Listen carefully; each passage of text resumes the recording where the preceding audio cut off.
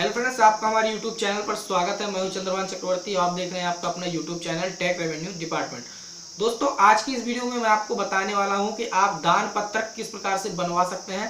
दोस्तों, दान पत्रक क्या होता है? देखिए, अगर आप अपनी प्रॉपर्टी को किसी दूसरे व्यक्ति को दान कर रहे हैं तो वहां पर दान पत्रक बनवाया जाता है।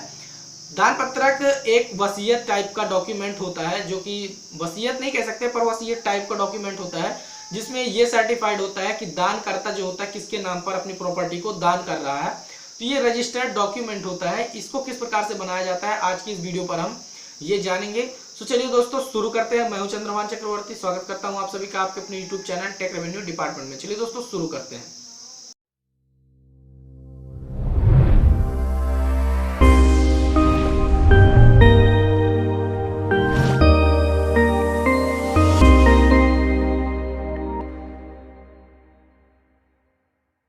जैसा कि आप देख पा रहे हैं, मैं आपको अपनी कंप्यूटर स्क्रीन पर लेकर आ चुका हूं। चलिए मैं आपको अब बताता हूं किस प्रकार से आप दान का विलेख या दान पत्र बना सकते हैं। किस प्रकार से आप अपनी कोई भी अगर प्रॉपर्टी दान कर रहे हैं किसी को, या फिर आप किसी से दान में प्रॉपर्टी आपको मिल रही है तो उसकी प्रॉपर्टी को आप किस प्रकार से दान पत्र में ले सकते हैं और उसका नामांतरण अपने नाम पर करवाने के लिए ये बहुत ज़रूरी होता है। तो देखिए, अगर आपको कोई प्रॉपर्टी दान में दे रहा है तो उसके लिए उस प्रॉपर्टी को आपको अपने नाम पर रजिस्टर्ड भी करवाना पड़ता है। जिस प्रकार का आप किसी लैंड को परचेस करते हैं, ठीक उसी प्रकार से दान पत्र की भूमि को भी आपके नाम पर रजिस्ट्री करवाना पड़ता है। इसके बाद वहां से आपको इसका बैनामा मिल जाता है। इसके लिए सबसे पहले आपको एक दान पत्र डिजाइन करना होता है। तो चलिए इस वीडियो में मैं आपको दिखाता हूं किस प्रकार से दान पत्र डिजाइन करते हैं। देखिए, इसका फॉर्मेट मैंने बनाया हुआ रखा है मेरे पास। तो देखिए, ये दान पत्र का विलेख इसे बोलते हैं, या फिर आप दान पत्र भी कह सकते हैं। इस प्रकार से पहले आपको ये बनाने के लिए यहाँ ऊपर लिखना है दान पत्र या दान पत्र का विलेख। तो थोड़ा इसे आप अपने हिसाब से मैनेज कर सकते हैं। अब यहाँ पर आपको जैसा दिखाई दे रहा है कि राजू कुमार पिता स्वर्गीय श्री रामलाल निवासी बिजरावगढ़ वार्ड नंबर 4 तहसील बिजरावगढ़ जिला कटनी मध्य प्रदेश। देखिए, हमने यहाँ पर एक टेम्परेरली नाम लिया हुआ है। टेम्परेरली यहाँ पर हमने एक आवेदक, दाता, दानकर्ता या प्रथम पक्ष लिया हुआ है।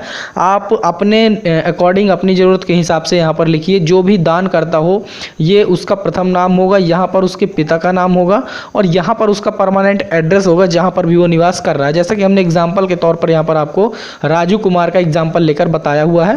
तो यहाँ पर आप उस दानकर्ता का नेम रिप्लेस करेंगे और यहाँ पर उसके पिता का नाम रिप्लेस करेंगे। यहाँ पर उसका परमानेंट रेसिडेंस जो है वो आप यहाँ पर रिप्लेस कर लेंगे और नीचे आपको लिखना है दाता, दानकर्ता या प्रथम पक्ष।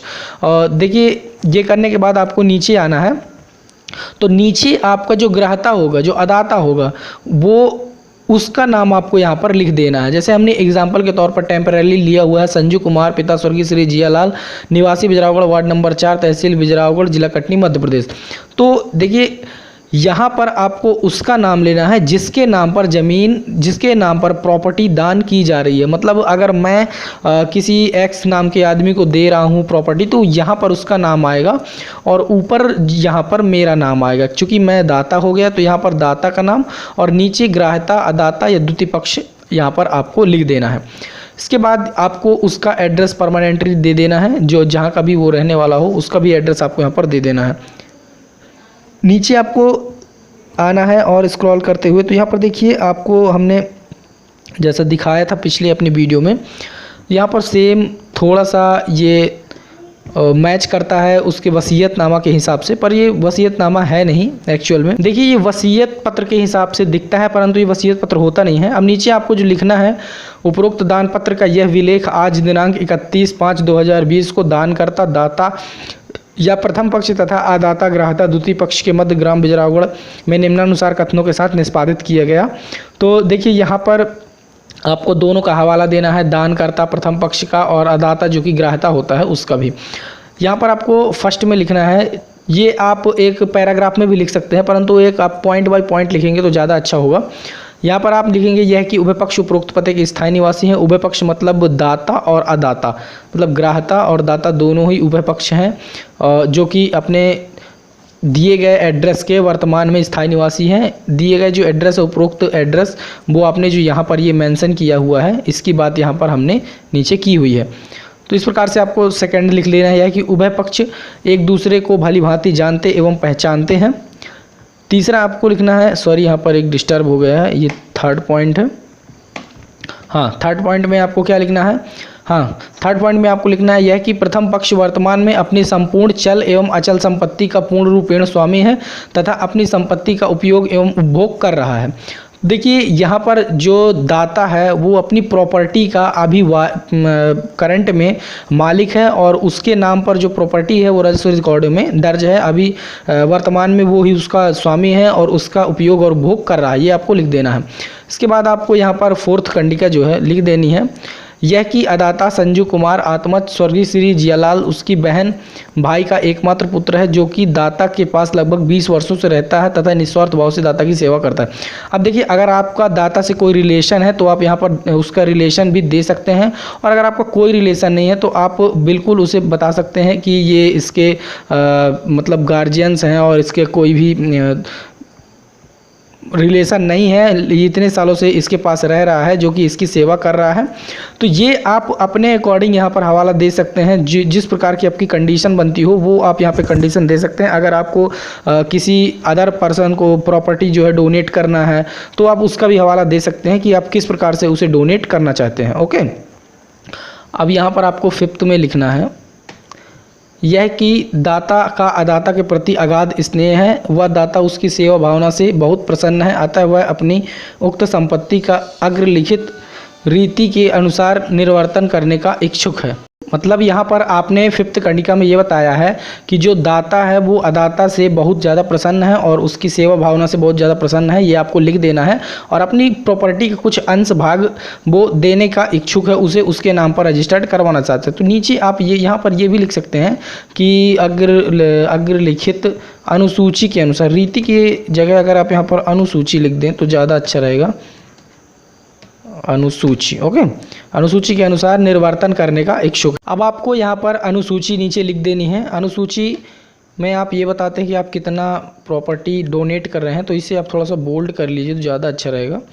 इस प्रकार से नीचे आप देखेंगे दान की गई संपत्ति का पूर्ण विवरण, जो अनुसूची में आप ये दर्शाते हैं कि आप कितनी प्रॉपर्टी दान कर रहे हैं, दानकर्ता ग्राहता को कितनी प्रॉपर्टी दान कर रहा है, ये आप इसमें देते हैं। अतः उपरोक्त अनुसार दान पत्र यह विलेख साक्ष्यांकित करता है कि दाता अदाता के इस सेवा भाव से प्रसन्न होकर अपनी निम्नानुसार प्रॉपर्टी का अंश भाग अदाता को दान करना चाहता है, जो कि इस प्रकार से है।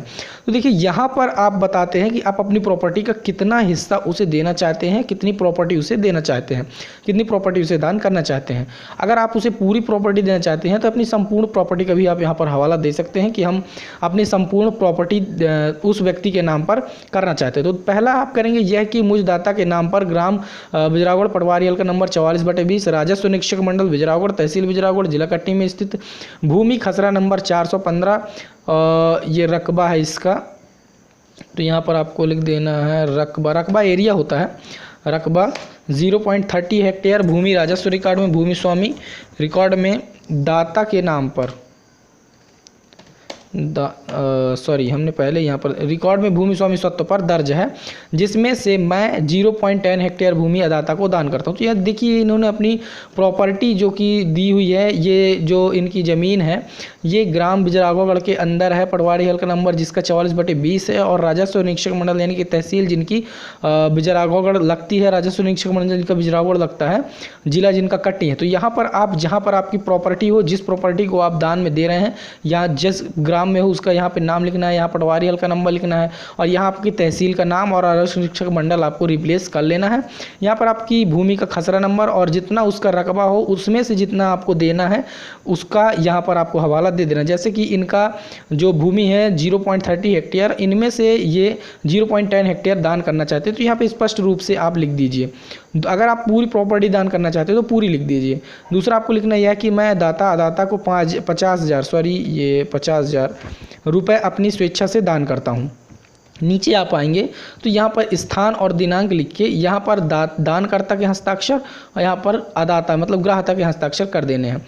नीचे आपको क्या लिखना है कि ये जो है दान पत्र आपको 2 गवाहों के बीच में निष्पादित करना पड़ता है, तो नीचे उनका आप हवाला देंगे। उक्त दान पत्रक श्री राजू कुमार पिता स्वर्गीय श्री रामलाल द्वारा दोनों गवाहों की उपस्थिति में हस्ताक्षरित कर निष्पादित किया गया, जिसके साक्षी हम दोनों गवाह हैं। अब यहाँ पर गवाह number 1, witness number 1, witness number 2 के आपको यहाँ पर नाम लिख के सिग्नेचर कर लेने हैं, और नॉर्मली आपको यहाँ पर स्थान और दिनांक देकर दोनों के यहाँ सिग्नेचर कर देने हैं।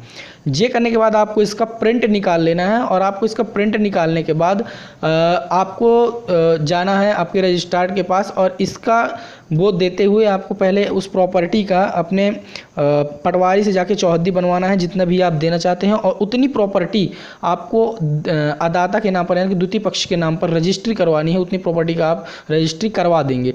ये करने के बाद आपकी प्रॉपर्टी उसके नाम पर उतनी ट्रांसफ़र हो जाएगी, उतनी रजिस्ट्री उसके नाम पर कर दी जाती है। इस प्रकार से आप अपना दान पत्रक डिज़ाइन कर सकते हैं, दान पत्रक बनवा सकते हैं। अब वो जो आपको रजिस्ट्री के बाद मिलता है, जिसको सामान्य भाषा में रजिस्टर्ड डॉक्यूमेंट भी कह सकते हैं, या फिर उसे जो जनरली राजस्व की बोलचाल की भाषा में उसे बैनामा बोला जाता है, तो वो बैनामा आपको जिस प्रकार से आपने लैंड परचेस की है उस प्रकार से मिलेगा, तो उसको आपको नामांतरण के लिए रख लेना है। नेक्स्ट वीडियो में हम बताएंगे कि दान पत्र की भूमि का नामांतरण किस प्रकार से किया जाता है। तो दोस्तों ये थी आज की वीडियो। आज की इस वीडियो में हमने आपको बताया कि दान पत्र किस प्रकार से बनाया जाता है। दोस्तों वीडियो पसंद आई हो तो वीडियो को लाइक कर दें, शेयर करें, सब्सक्राइब करें हमारे यूट्यूब चैनल टेक रेवेन्यू को। जुड़े रहें हमारे साथ, मिलते हैं नेक्स्ट वीडियो में।